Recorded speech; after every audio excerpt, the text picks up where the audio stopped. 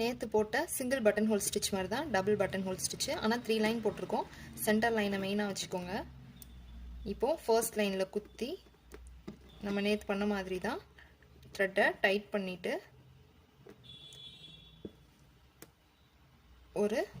இது வந்து நேற்று பட்டன் ஹோல் ஸ்டிச்சில் போட்ட அதே இதுதான்.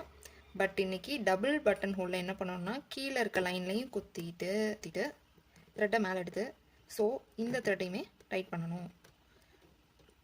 டைட் பண்ணிவிட்டு சென்டர் லைனில் நாட் போடணும். ஓகே, நேற்று பண்ண அதே தான். பக்கத்தில் குத்திட்டு டேரெக்டாக மேலே போய் குத்திட்டு இந்த த்ரெட்டை அப்படியே கீழே இழுத்து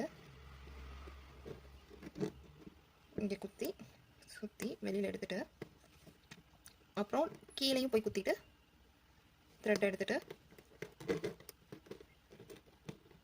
சென்டர் லைன் வந்து குத்துங்க. ஓகே, இதுதான்